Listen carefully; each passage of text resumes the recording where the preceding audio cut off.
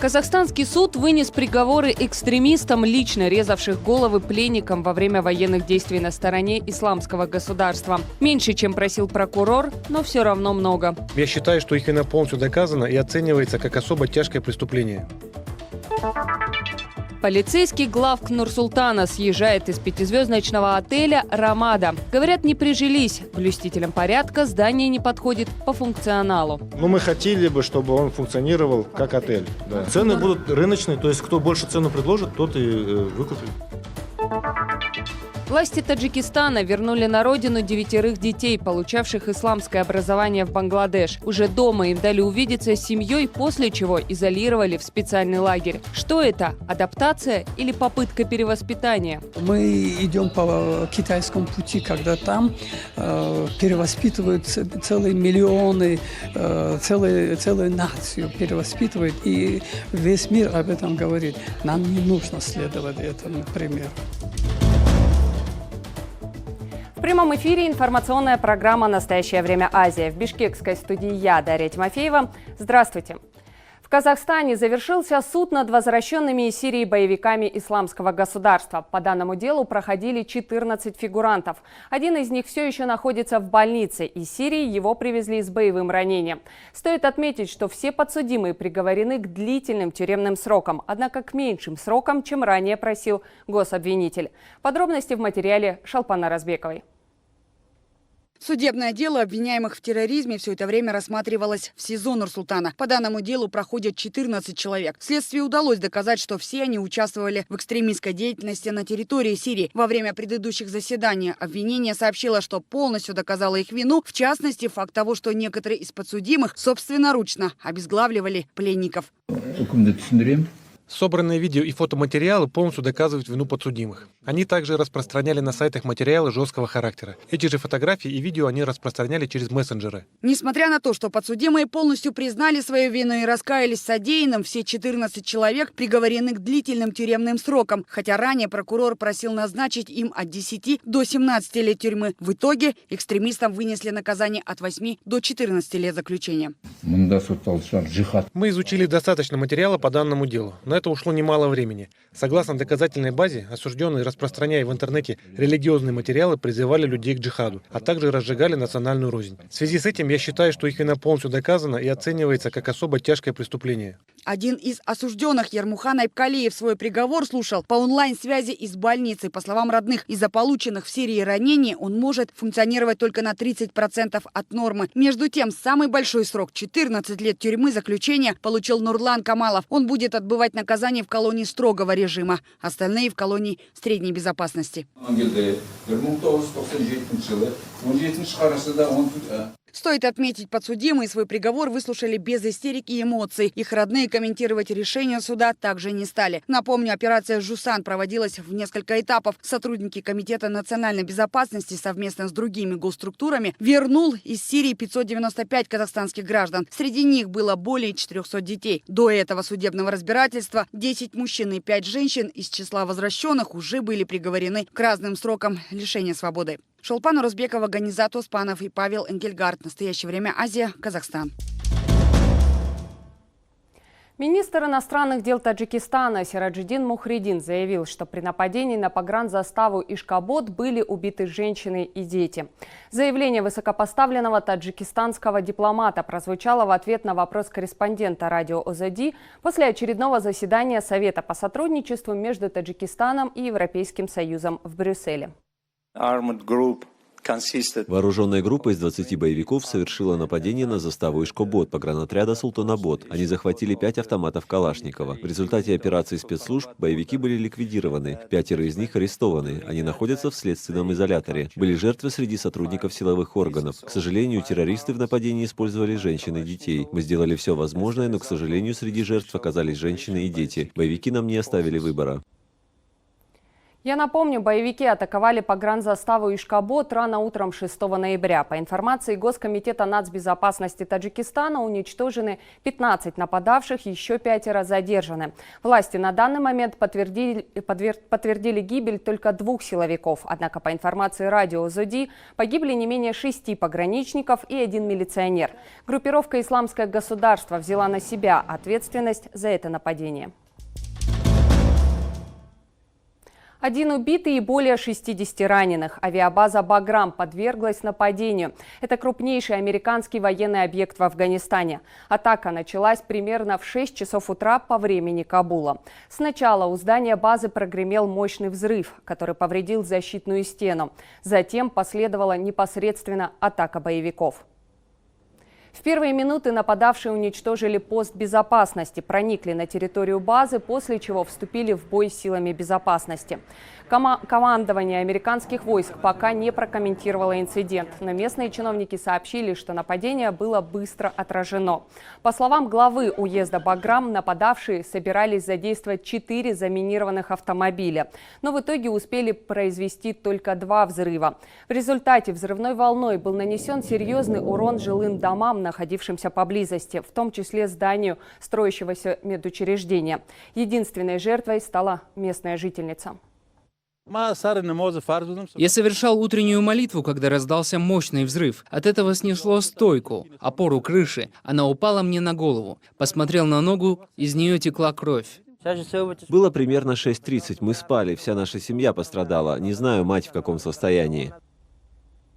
На этот час ни одна из группировок не взяла ответственность за атаку. Тем временем официальный представитель Талибана подтвердил возобновление переговоров с США. По словам Сухайль Шахина, диалог проходит за закрытыми дверями в Дохе.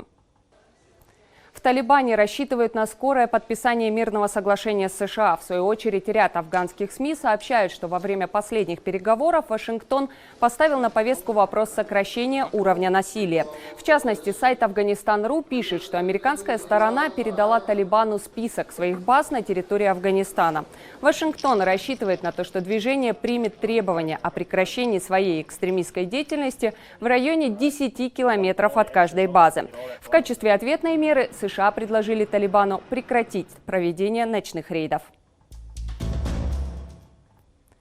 Родные и близкие кыргызстанцев, выехавших в Сирию и Ирак, обратились к президенту. Они просят вернуть на родину своих детей и внуков, которые сейчас находятся в лагерях и тюрьмах. Отмечу, соседние страны Казахстан, Узбекистан и Таджикистан уже проводили спецоперации по возвращению своих граждан. Кыргызстан только готовится к такой работе. Между тем, эксперты отмечают, что после возвращения соотечественников на родину остро встанут не только вопросы их реабилитации, но и безопасности всей республики. Джизгули Гимбердиева продолжит.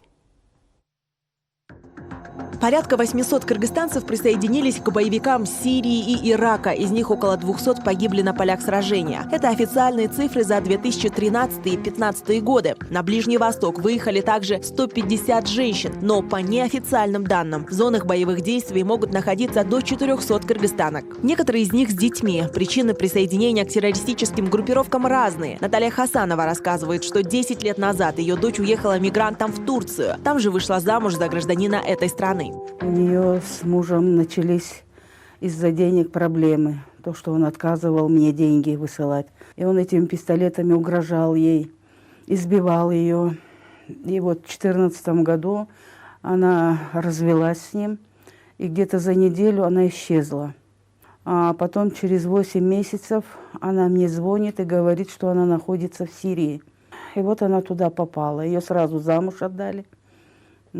Этого мужа убили, и вот до 4-го раза она вышла замуж, и всех убивают. В общем, она попадает в тюрьму, а потом с этой тюрьмы они попадают в лагерь Аль-Хол.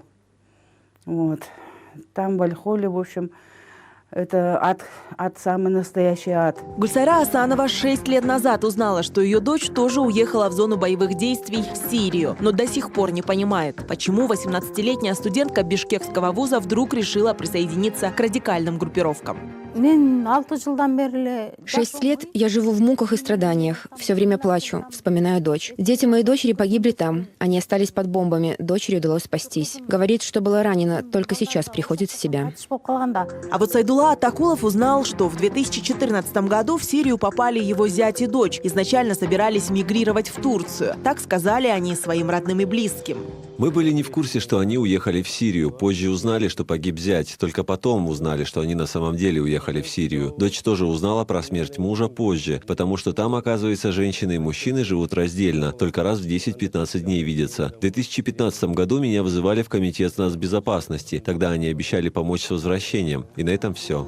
Около 70 тысяч сирийских беженцев сейчас содержатся в лагерях на границе с Турцией. Среди них есть и выходцы из Центральной Азии. Журналисты и правозащитники, которые посещали эти места, говорят об антисанитарии, нехватке еды, угрозе вспышек заразных инфекций. В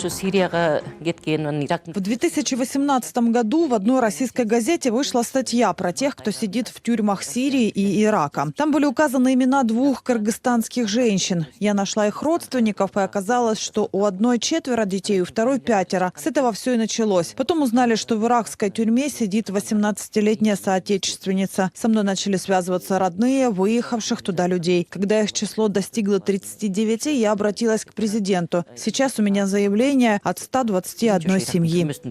Казахстан, Узбекистан и Таджикистан уже проводили спецоперации по возвращению из сирийских и иракских лагерей детей и женщин. Кыргызстанское правительство только готовится к подобной операции. Кабмин пока никак не комментирует ход работы, ссылаясь на ее секретность. Мы понимаем, что они граждане Кыргызстана, мы должны защищать их, и, возможно, мы должны их возвращать. Но встает вопрос безопасности.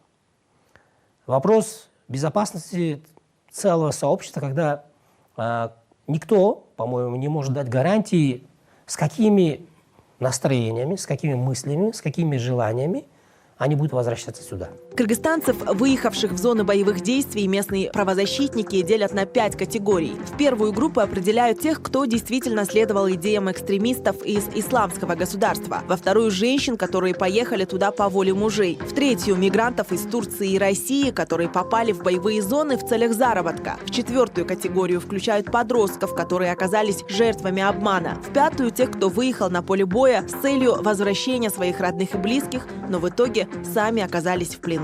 Джазгули Гембердиева, Тимур Тимаев, Санджар Иралиев. Настоящее время. Азия. Кыргызстан. Бишкек. Полиция Нур-Султана не прижилась в 5-звездочном отеле «Рамада Плаза». Просидев в гостинице чуть больше года, в МВД решили, что здание не подходит по функционалу для работы органов. Теперь для столичной полиции подыскивают новое здание, а «Рамада Плаза» уйдет с молотка на торгах. Оно оказалось нефункциональным для МВД, и было принято решение вернуть его, значит, в республиканскую собственность, и мы выставим его на открытые торги. Но мы хотели бы, чтобы он функционировал как отель. Да. Цены будут рыночные, то есть кто больше цену предложит, тот и выкупит. Напомню, в конце сентября прошлого года было принято решение о передаче здания 5-звездочного отеля «Рамада Плаза» полиции Нур-Султана. Планировалось, что соседствовать в многоэтажке с силовиками будет и районная администрация. Для ремонта и создания условий новым владельцам из госбюджета обещали выделить 1 миллиард 600 миллионов тенге. Это больше 4 миллионов долларов. На сегодняшний день судьба этих денег неизвестна. Под вопросом остается и новый адрес полиции Нур-Султана. Смотрите далее в нашей программе.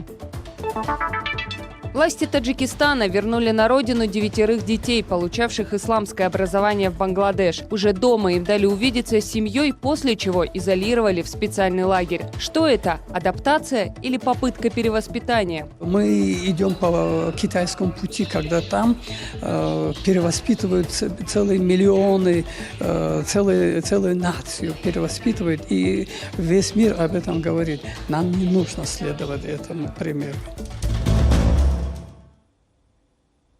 Дочь Гульнары Каримовой заявила, что дело ее матери ведет следователь, ранее обвиненный в пытках и даже убийстве. Такие данные Иман Каримова опубликовала на своей странице в Инстаграм. В конце ноября Каримова-младшая сообщила, что ее личную страницу со 117 тысячами подписчиков будет вести команда адвокатов. В последней публикации говорится, что в 2018 году следователь Расул Юлдашев обвинялся военным судом в избиении, пытках и убийстве предпринимателя из Бухары Ильхома Ибодова. А накануне Генпрокуратура Узбекистана сообщила, что швейцарскому адвокату Гульнары Каримовой отказано во въезде и в работе в этой стране. Надзорный орган сослался на то, что в соответствии с действующим законодательством деятельность иностранных адвокатов на территории Узбекистана не предусмотрена.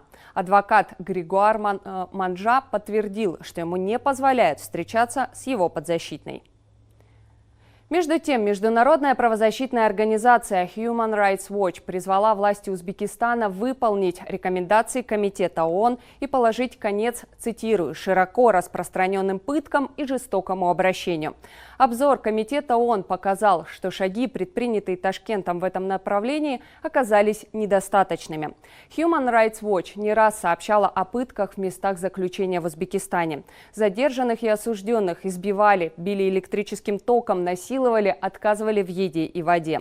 Подобные случаи документируются на протяжении многих лет, в том числе уже после прихода к власти Шавката Мирзияева.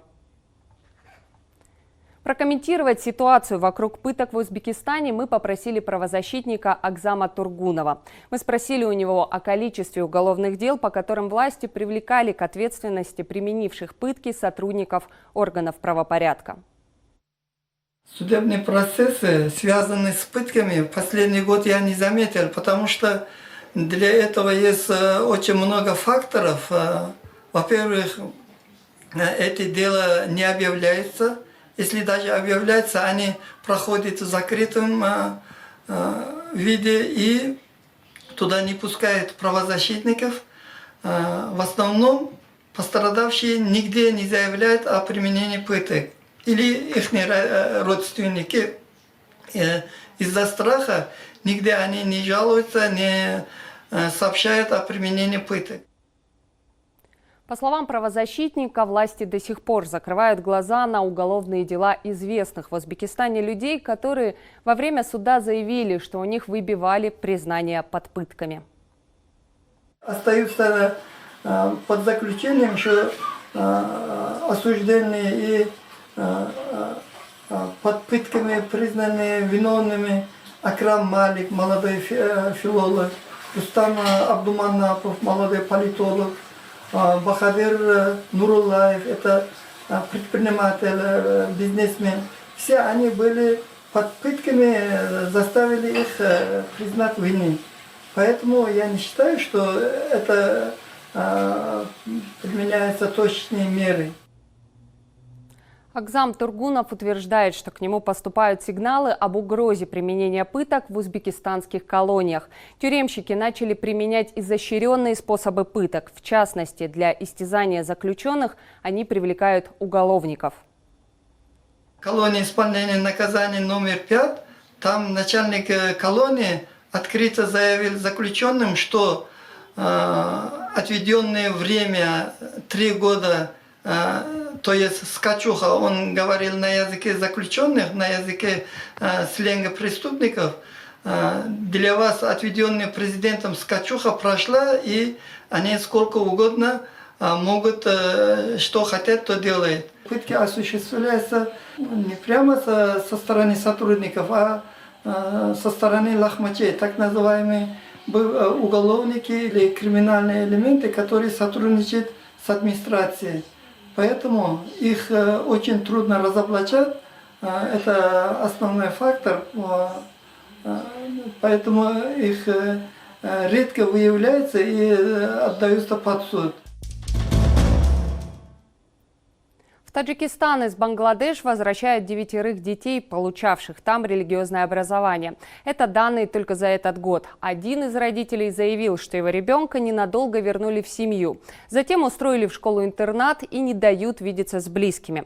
Власти уверены, что за границей детей могут втянуть в экстремистские и террористические группировки. Но предоставлять дома альтернативу исламскому образованию не собираются. Анна Шервон-Арипов продолжит. Исламские учебные заведения для детей и подростков школьного возраста начали закрываться в Таджикистане одно за другим еще 10 лет назад. Процесс затянулся, и последняя медресе закрылась в 2016 году. Также в 2011 году был принят закон об ответственности родителей за воспитание детей. И несовершеннолетним запретили даже в мечеть ходить. Сегодня религиозное образование можно получить подросткам только в лицее при Исламском университете. И количество мест ограничено. Поэтому пришлось отправлять их на учебу за границу, заявил отец одного из возвращенных домой детей Махмад Шариф Саидов. Сын Махмад Шарифа Саидова, Мухаммаджон Саидов, учился в Бангладеш на чтеца Корана. Но затем его власти вернули на родину против желания. Некоторое время подросток прожил с родителями, а затем его перевели в спецшколу. Какую и куда, родителям не сообщают. Отсутствие возможности получить религиозное образование и изучать Коран в стране вынуждает отцов и матерей отправлять детей за границу для обучения. Если бы власти обеспечили такие условия, у нас не было бы причин отправлять детей далеко. Детей из заграничных исламских учебных заведений начали возвращать в Таджикистан около 10 лет назад. Власти боялись, что они получат не те знания. Из Бангладеш вернули с начала года 9 человек. Почему-то, как и с детьми, которых возвращают из зон боевых действий Сирии и Ирака, их решили отделить от семей и близких. Они не учились в общеобразовательной школе и не адаптированы к жизни в обществе. Специалисты спецшколы и интерната должны определить, в каком классе они должны учиться, каков уровень их знаний, какие предметы им необходимо изучать, и только после этого они вернутся в свои семьи. Учеба в школах-интернатах и отсутствие возможности видеться с родителями наталкивает на мысли о попытке перевоспитания, а не адаптации детей, уверен один из столичных экспертов. Ведь всем известно, что ребенок должен воспитываться в семье, говорит он. Само понятие системы перевоспитания или лагеря перевоспитания, это звучит как-то очень страшно. Это наводит на мысль, что мы идем по китайскому пути, когда там перевоспитывают целые миллионы, целую нацию перевоспитывают, и весь мир об этом говорит. Нам не нужно следовать этому примеру. У нас должны быть свои методы. Также, по словам эксперта, пока власти не создадут возможность получать религиозное образование на родине, люди будут уезжать. А избежать исламизации общества можно, просто давая качественное образование здесь. Белые медведи окружили село Рыр-Кайпий на Чукотке. Ученые считают, что животные вынуждены приближаться к человеческим жилищам из-за слишком теплой для декабря погоды, мешающей хищникам охотиться на льду, рассказывает Елена Островская.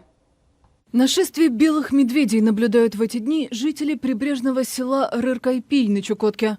Как сообщает Всемирный фонд дикой природы, из-за необычно теплой для декабря погоды животные не могут выйти на лед для охоты и вынуждены приближаться к человеческим жилищам в поисках пропитания.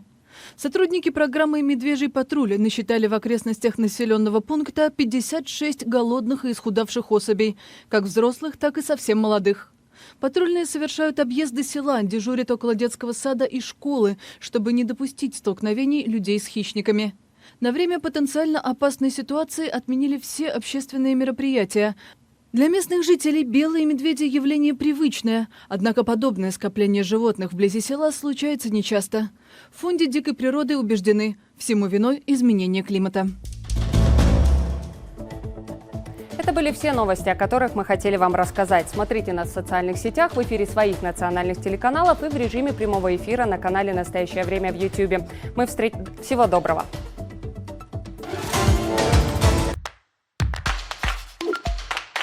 И я ее начал снимать с метадона. Он влез в кучу долгов, потому что он меня перевел на таблетки. Мне в день нужна была примерно доза где-то в 300-350 долларов. Это стоило. Где-то месяц переламывалась, и все равно я была 2 дня без сознания. Для меня единственный выход, я считаю, для всех бывших наркоманов, это помогать другим наркоманам. На улицах были протестующие. Вдохновляйте их больше работать, и они будут.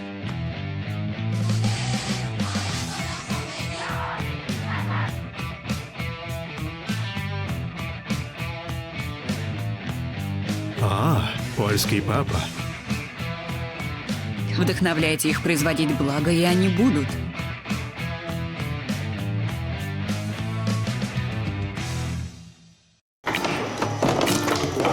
Берешь булку на руку, если руку уже не жгет, то он уже готов. Печь топится дровами еще как с тех времен. Где-то месяцы делителем, где-то месяцы руками. Всего 4 компонента. Это соль, вода, дрожжи, мука. Все, снабжаем все.